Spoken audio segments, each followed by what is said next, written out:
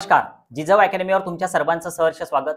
आपल्याला जर महाराष्ट्रामध्ये एमबीबीएस करायचं असेल गव्हर्नमेंट कॉलेजमध्ये तर नेमके ऍडमिशन कशा होतात, सोबतच महाराष्ट्रामध्ये टोटल एमबीबीएस चे गव्हर्नमेंटचे कॉलेज किती आणि आपल्याला कोणत्या वेबसाईटवर यासाठी काउन्सिलिंग करावं लागेल, खूप सारे प्रश्न आपल्या पालकांच्या मनामध्ये आहेत.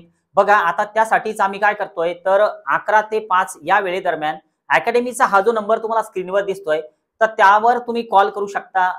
जास्तीची जी माहिती आहे की जी आपल्याला कामाची आहे काउन्सिलिंग मध्ये तर ती आतापासून तुम्ही मिळू शकता. त्याचं कलेक्शन होणं खूप गरजेचं आहे, कारण आपल्याला आपला विद्यार्थी जो मेहनत करतोय तर त्याला ऍडमिशन समोर त्याची व्हायला पाहिजे. आपला स्कोअर जर त्या पद्धतीने आला तर नक्कीच आपल्याला गव्हर्नमेंट कॉलेज सुद्धा मिळू शकतं. पण गरज असते एका एक्सपर्ट काउन्सिलरची आणि प्रॉपर एक गायडन्स आपल्याला मिळायला पाहिजे. तर या पद्धतीनं आपण सध्या सगळी तयारी करायला पाहिजे. आतापासून लागणारे डॉक्युमेंट्सचं कलेक्शन आपल्याकडे असायला पाहिजे, कारण पुढं बऱ्याच वेळेस असं होतं की ऍडमिशन सुद्धा कॅन्सल होतात फक्त डॉक्युमेंट व्हेरिफिकेशन कंप्लीट न झाल्यामुळं.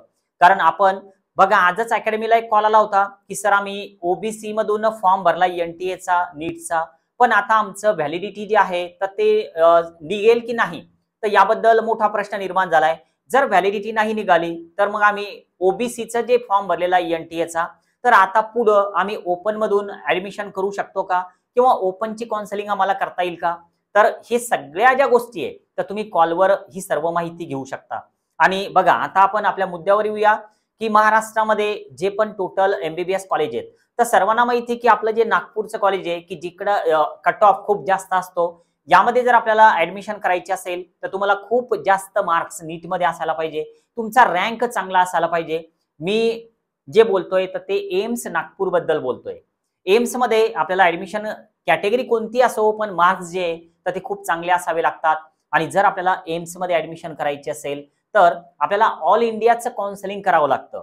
ऑल इंडियाचं काउन्सिलिंग म्हणजे नेमकं काय, तर एमसीसी ही जी वेबसाईट आहे तर यावर आपल्याला रजिस्ट्रेशन करावं लागतं, चॉईस टाकावे लागतात एम्सचे, त्यावेळेस आपल्याला अलॉटमेंट होतं, पण ते सुद्धा आपल्या स्कोअरनुसार. एक लक्षात घ्या, मी नेहमीच व्हिडिओमध्ये सांगतोय की बरेच लोक तुम्हाला आता कॉल करतील, त्यामध्ये बरेचसे हिंदी भाषिक सुद्धा असतील की आम्ही ऍडमिशन करून देतो, गव्हर्नमेंट कॉलेजमध्ये ऍडमिशन करून देतो. फसवेगिरीला तुम्ही बळी पडू नका, कारण शेवटी आपल्या विद्यार्थ्याचा भविष्याचा प्रश्न आहे आणि सोबतच आपलं जे फायनान्शियल प्लॅनिंग आहे तर ते सगळं विस्कळीत व्हायला नको. तर त्यामुळं ज्या पण या अशा गोष्टी आहे की ऍडमिशन करून देतो गव्हर्नमेंट कॉलेजमध्ये, ती ऍडमिशन आपल्या स्कोअरनुसार होत असते, ना की कोणाच्या म्हणण्यानुसार. आता हे एम्स नागपूर बद्दल झालंय की जे एक कॉलेज महाराष्ट्रामध्ये एम्स आहे. आता यानंतर जे AFMC म्हणजे थोडक्यात आर्म फोर्स मेडिकल कॉलेज पुण्याचं, तर हे सुद्धा महाराष्ट्रामधलं एक आर्म फोर्स मेडिकल कॉलेज आहे की जे आपल्याला गव्हर्नमेंटचं म्हणता येईल. आता यानंतर बाकी जे पण आपल्याला कॉलेजेस सीईटी सेलवर उपलब्ध आहेत तसं यांचं काउन्सिलिंग MCC ला सुद्धा होतं 15%तून, पण सीईटी सेलला आपण 85% कोटा जो आहे तर तो ट्राय करू शकतो. तर महाराष्ट्रामध्ये मागच्या वर्षी सुरुवातीला 2024 मध्ये ज्यावेळेस काउन्सिलिंग सुरू झालं होतं तर त्यावेळेस जवळपास 33 कॉलेजेस होते की जे गव्हर्नमेंट एडेडचे होते एमबीबीएसचे. पण राऊंड 3 मध्ये लागण्याच्या अगोदर, राऊंड 3 सुरू होण्याच्या अगोदर एक नवीन नोटीस आली आणि त्यामध्ये महाराष्ट्रामध्ये जवळपास 8 कॉलेजेस नवीन आले गव्हर्नमेंटचे. यामध्ये जालना असेल, बुलढाणा असेल, हे सर्व तुम्हाला माहिती आहे. मग टोटल सध्या महाराष्ट्रामध्ये जवळपास आपल्याला 41 कॉलेज बघायला मिळतात की जे गव्हर्नमेंट एडेडचे कॉलेज आहेत. आता या 41 कॉलेजेसमध्ये जर आपल्याला ऍडमिशन करायची असेल तर 2 पद्धती तुम्ही यूज करू शकता. तुमचा स्कोअर जर खूप चांगला असेल तर तुम्ही ऑल इंडियाचं काउन्सिलिंग करू शकता आणि महाराष्ट्रामध्ये चॉईस टाकून या कॉलेजमध्ये तुम्ही ऍडमिशन मिळवू शकता. ऍडमिशन शेवटी आपल्या स्कोअरवर अवलंबून असते, आपल्या ऑल इंडिया रँकवर अवलंबून असते. आता जर समजा तुम्हाला ऑल इंडियाचं काउन्सिलिंग नाही करायचं, आपल्याला फक्त महाराष्ट्राचंच काउन्सिलिंग करायचं, तर या कॉलेजमध्ये जे 41 कॉलेजेस आहेत की ज्यामध्ये नवीन जे 8 कॉलेजेस आलेले आहेत यांचा सुद्धा समावेश या ठिकाणी होतोय. तर आपल्याला सीईटी सेलचं जरी काउन्सिलिंग आपण केलं तरी सुद्धा चॉईस मध्ये सगळेच्या सगळे 41 गव्हर्नमेंट एमबीबीएस कॉलेजेस आपण टाकू शकतो. एम्स आणि AFMC आपल्याला सीईटी सेलवर मिळणार नाहीत, त्यांचं काउन्सिलिंग वेगळं चालतं. एम्सचं MCC वर चालतं, AFMCचं काउन्सिलिंग वेगळं असतं. तर त्यामुळं आपल्याला फक्त महाराष्ट्रामधले जे गव्हर्नमेंट 41 कॉलेजेस आहेत, गव्हर्नमेंट एडेड आणि गव्हर्नमेंट, तर हे कॉलेज सीईटी सेलवर आपल्याला काउन्सिलिंग मध्ये निवडता येतात, चॉईस टाकता येतात. परत एक प्रश्न होता की त्या दिवशी एक कॉल आलेला ऑफिसला की सर जे सेवाग्रामचं कॉलेज आहे वर्धा, तर त्यामध्ये डायरेक्ट जाऊन फॉर्म भरावा लागतो का? कारण महाराष्ट्रामधलं सेवाग्रामचं जे कॉलेज आहे तर त्यामध्ये खूप कन्फ्युजन आहे की सर तिकडे आपल्याला एक्झाम वेगळी द्यावी लागते का? नीटच्या मार्क्सवरच तिथे ऍडमिशन होतात का, की त्यांची वेगळी ते एक्झाम घेतात आणि नंतर मग ऍडमिशन होतात? तर या कॉलेजसाठी थोडक्यात नागपूरचं जे सेवाग्रामचं जे कॉलेज आहे तर त्या कॉलेजसाठी आपल्याला नीटच क्वालिफाय असणं गरजेचं आहे. फक्त क्वालिफाय नाही तर स्कोअर सुद्धा खूप चांगला पाहिजे. आता आपण जे पण कट ऑफचे व्हिडिओ बनवतोय आतापर्यंत खूप सारे व्हिडिओज बनवून झालेले आहे. त्याच्या वेगवेगळ्या प्लेलिस्ट सुद्धा अकॅडमीच्या चॅनलला उपलब्ध आहे, तर त्या तुम्ही नक्की बघून घ्याल. आणि सोबतच मी जे तुम्हाला सांगितलं, जर समजा तुम्हाला कोणी सांगितलं की आम्ही ऍडमिशन करून देतो गव्हर्नमेंट कॉलेजमध्ये, तर तुम्ही बळी पडू नका.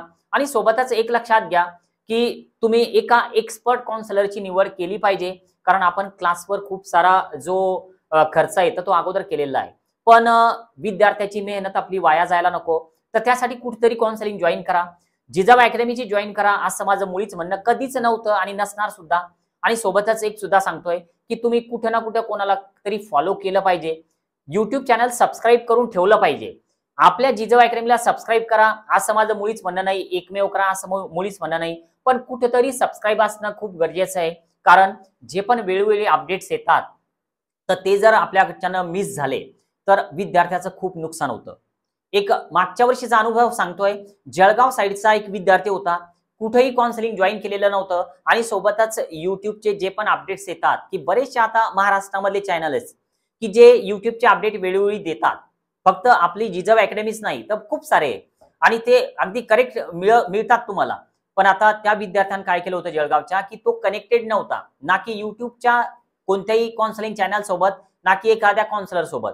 झालं काय की त्याला बीएमएस करायचं होतं आणि स्कोअर सुद्धा चांगला होता, जवळपास 456 मार्क्स होते, ओबीसी कॅटेगरी होती, बीएमएस करायचं होतं. पण रजिस्ट्रेशन सगळी प्रक्रिया संपली आणि नंतर मग त्याच्या लक्षात आलं की आपलं रजिस्ट्रेशनच करायचं बाकी राहिलं. महाराष्ट्रामध्ये सुरुवातीला जर त्यानं रजिस्ट्रेशन केलं असतं तर नक्कीच त्याला अलॉटमेंट लवकर मिळालं असतं.